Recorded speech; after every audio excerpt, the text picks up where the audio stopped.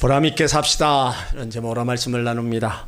우리 하나님의 형상과 하나님의 모양을 따라 지음받은 사람, 하나님이 최고의 작품, 우리 사람은 누구보다도 고귀한 존재입니다. 그래서 하나님이 우리를 만들어 놓고 보시기에 심히 좋았더라. 하나님이 엄청 저와 여러분들을 참 통해서 기뻐하고 계십니다. 그러기에 우리의 삶은 건강하게 오래 사는 것도 중요합니다. 그렇지만 더 중요한 것이 있다면 하나님을 기쁘시게 하면서 보람 있는 삶을 살아야 된다는 거예요. 오래 살면서도 보람이 없다면 오래 산 것에 대한 의미가 별로 없습니다.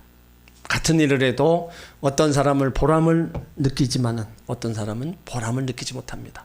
그래서 보람을 느끼는 사람은 더 열심히 일합니다. 보람을 느끼지 못하는 사람은 매사에 짜증내는 것을 볼 수 있어요. 우리가 언제 보람을 느낍니까? 자신이 하는 일에 효과를 봐야 보람을 느낀다는 거예요.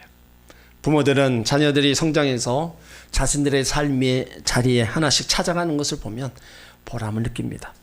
그런데 그 보람에는 자녀를 향한 부모의 헌신이 있었습니다. 자녀를 향한 헌신과 희생이 없으면 보람을 느끼지 못합니다. 그래서 자녀들은 부모의 보람이 되도록 자기 일에 최선을 다해야 되는 거예요. 또 직장인은 직장 생활하면서 보람을 느낀 때 그 일에 헌신적으로 임했기 때문입니다. 헌신적으로 임하지 않는다면 절대로 직장 생활에 보람을 느낄 수가 없는 거예요. 공부한 학생이 열심히 공부해서 성적을 통해서 보람을 느끼고 또 다른 사람에게 도움을 준다면 더 보람을 느낄 수 있습니다. 그러나 공부에 대한 수고와 열심이 없으면 보람을 느끼지 못하는 거예요. 그래서 사람은 자기가 하는 일에 보람을 느낄 때 열심히 일한다는 것을 발견했습니다. 저와 여러분 예수 믿으면서 보람을 또한 느껴야 된다는 겁니다. 예수 믿는 가장 큰 목적은 영생 얻고 천국 가기 위한 겁니다. 그러나 세상에 살면서도 예수 믿는 보람이 있어야 된다는 거예요. 예수 믿고 구원받았을 때 우리가 보람이 있다면 더 잘 믿고 우리가 천국과 영생에 대한 확신도 생기게 되는 겁니다. 예수 믿는 기쁨도 없고 교회 다니는 거 힘들고 그런 것은 예수 믿는 보람을 얻지 못하고 의무적으로 억지로 교회에 오기 때문입니다. 신앙생활에 자신의 헌신과 희생이 없으면 보람 있는 신앙생활을 할 수가 없는 거예요.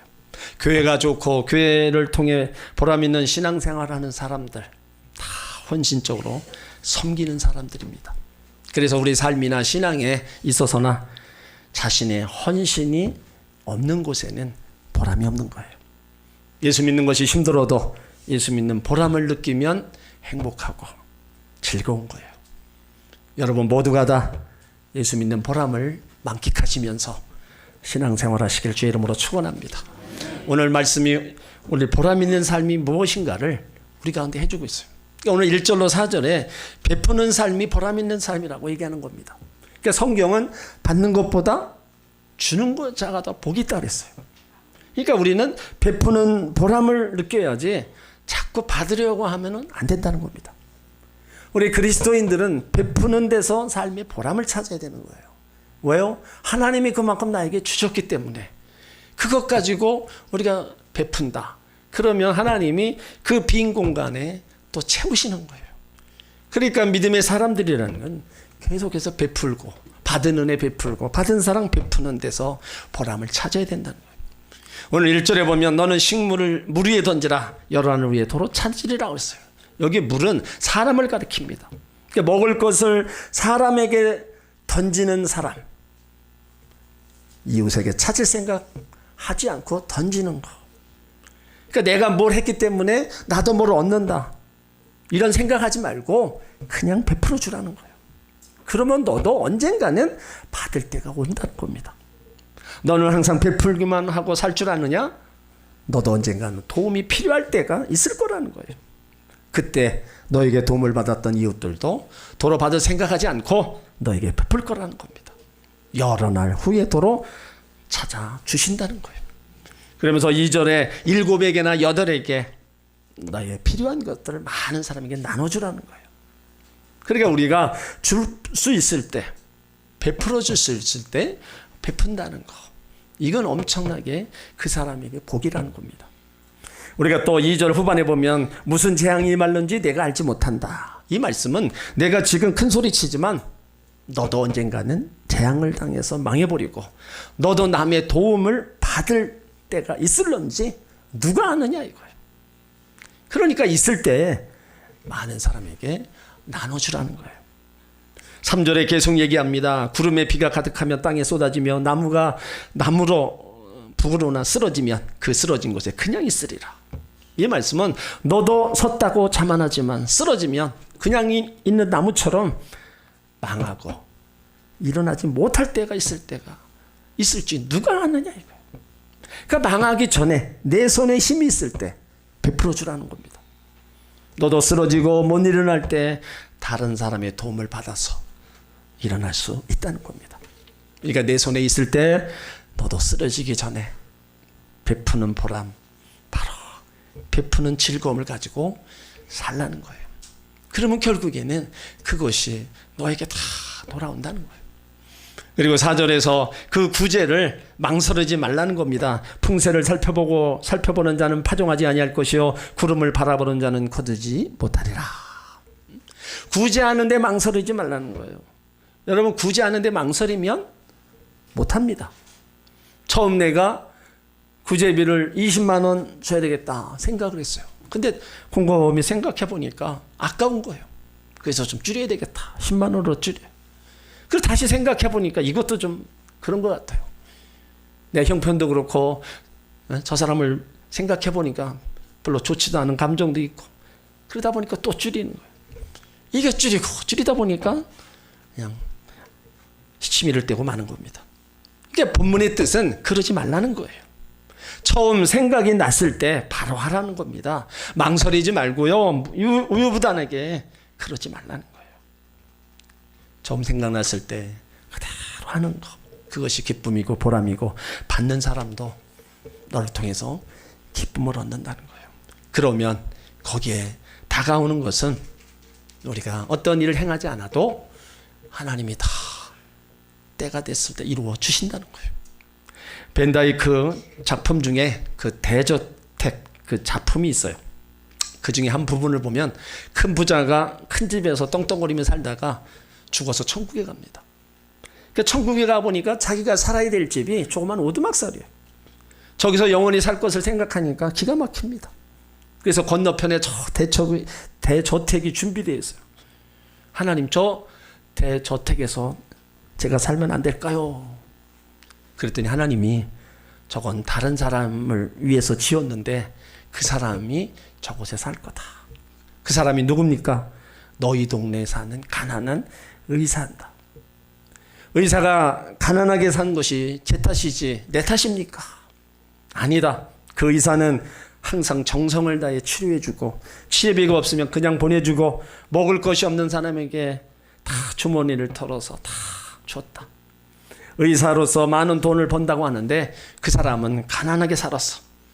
그 사람이 내가 마련한 이 집에서 살게 될 거다.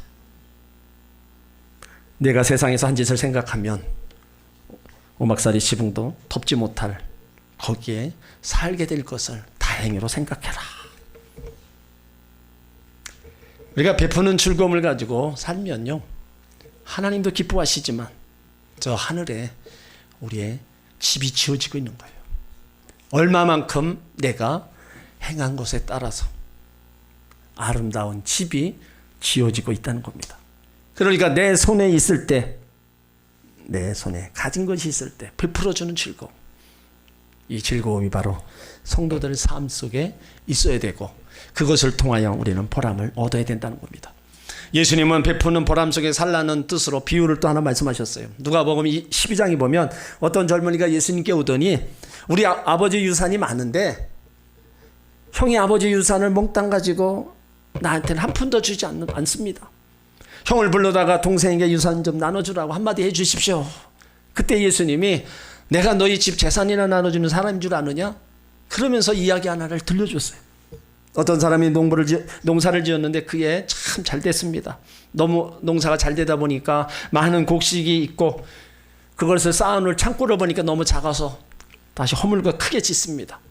그 곡간 안에 다 곡식을 지어놓고 하는 말이 내 영혼아 평안히 먹고 마시고 즐기자. 여러 해 쓸 물건을 많이 준비해놨다. 그런데 그날 밤에 하나님이 그 사람을 불러가시는 거예요.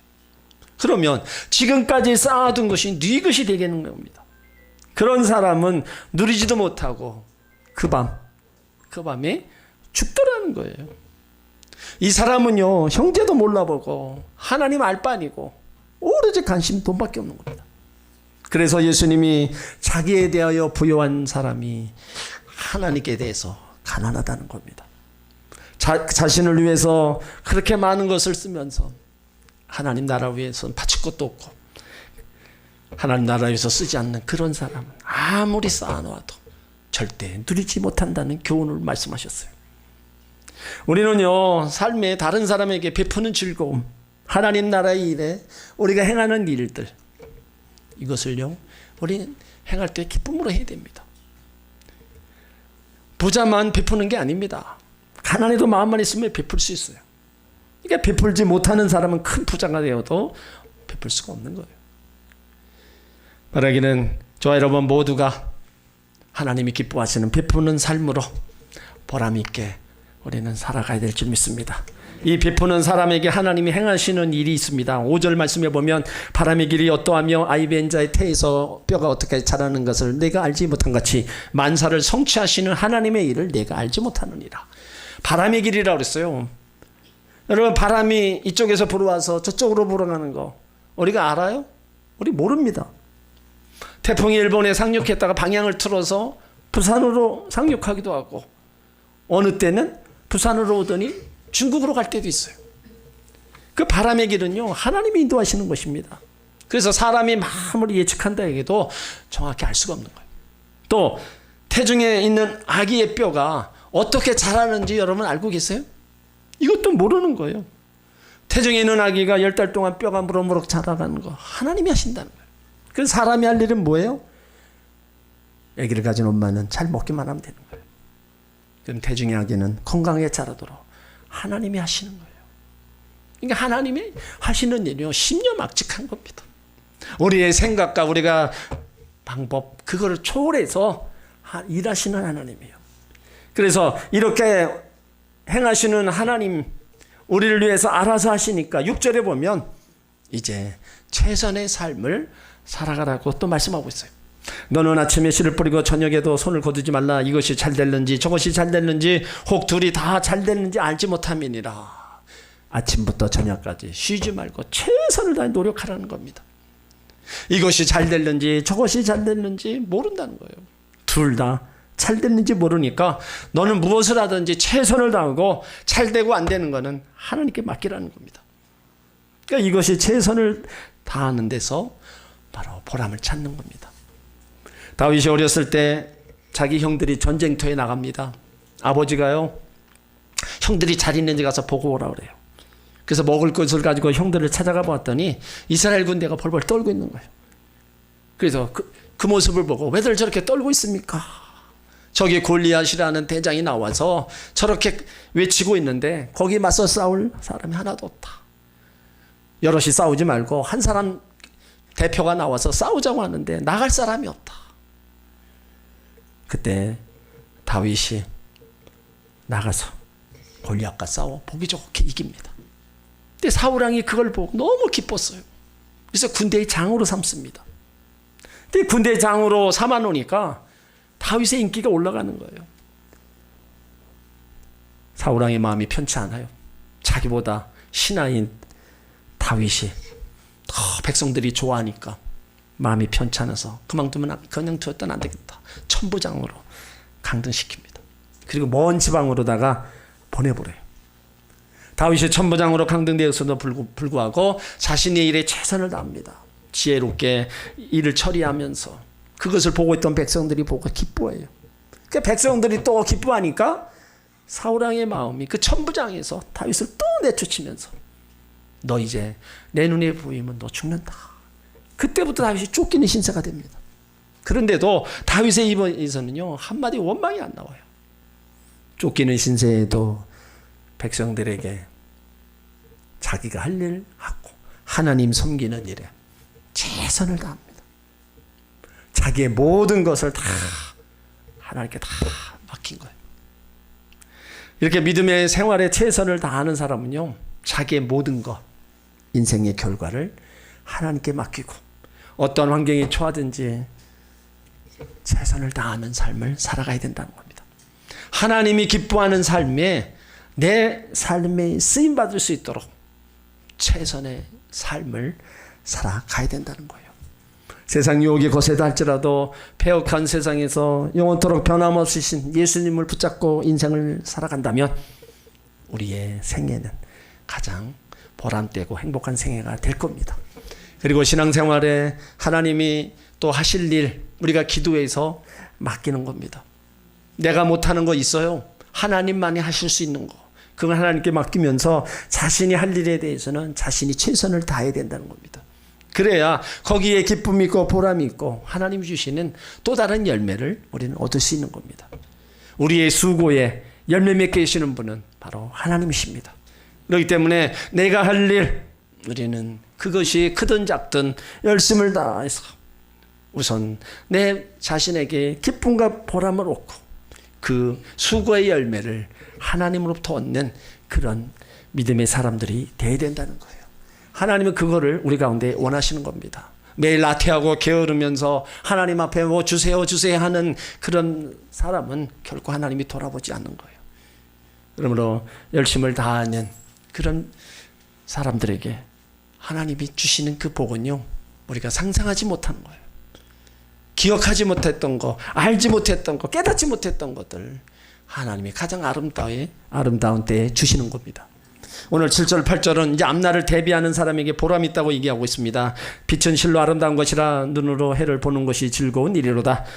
사람이 여러 해를 살면 항상 즐거워할지로다. 그러나 캄캄한 날이 많으리니 그날을 생각할지로다. 장래에 이른다 헛되도다. 인생을 살면 항상 즐거울지라도 했는데 여러분 맨날 즐거운 일만 있습니까? 캄캄한 날이 있어요. 그래서 캄캄한 날, 절망의 날, 고통의 날이 많다는 겁니다.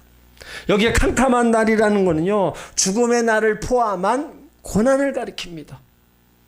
고난이 없을 때가 없어요. 예수 믿는 사람이나 믿지 않는 사람이나 원찮게 다가오는 그 고난은 있습니다.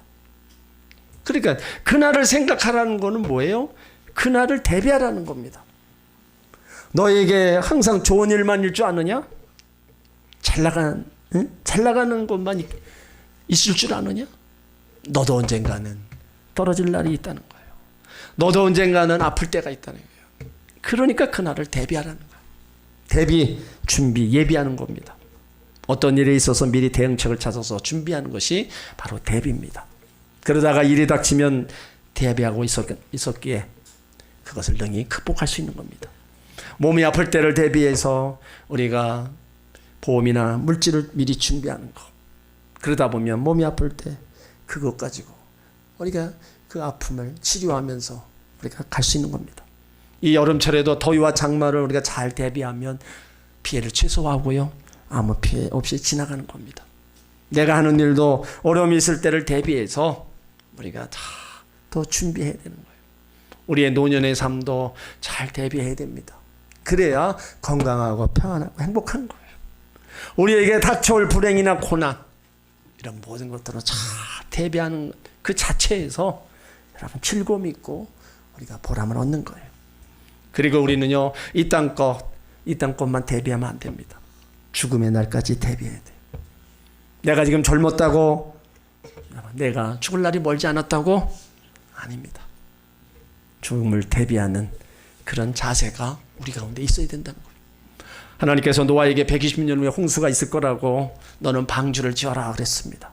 노아는 120년 후에 홍수를 심판하신다는 말씀을 듣고 120년 후를 대비합니다.